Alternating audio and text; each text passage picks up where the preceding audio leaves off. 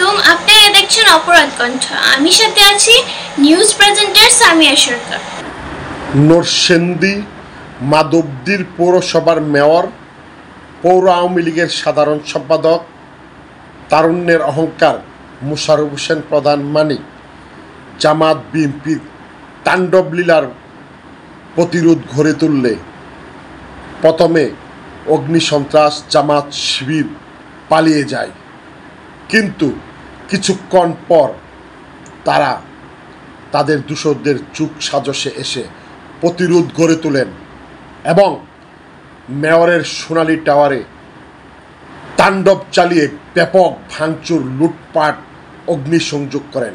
এখানে প্রায় 3টি গাড়ি, 3টি মোটরসাইকেল, দোকানপাট, 1, 2, 3, 4 তলা ব্যাপক ভাঙচুর, লুটপাট করে কোটি কোটি টাকার ক্ষতি সাধন করেন। কী ছিল তার অপরাধ? আওয়ামী লীগের পক্ষে কথা বলা, স্বাধীনতার পক্ষে কথা বলাই কি ছিল মেয়রের অপরাধ? কেন জামাত বিএনপি তাণ্ডব লীলা চালিয়েছে? আজকে ধ্বংসস্তূপে পরিণত হয়েছে মাধবদী পৌরসভার আংশিক সোনালী টাওয়ার, আশেপাশের দোকান, লুটপাট, ভাঙচুর করেছে এই সন্ত্রাসীরা। ভাঙচুরের পর হতভম্ব হয়ে যায় মাধবদীর প্রশাসন। মেয়র মোশাররফ হোসেন মানিক আমাদেরকে জানান, প্রশাসন, ফায়ার সার্ভিস নিষ্ক্রিয় ছিল, তারা কোনো ভূমিকা রাখেনি।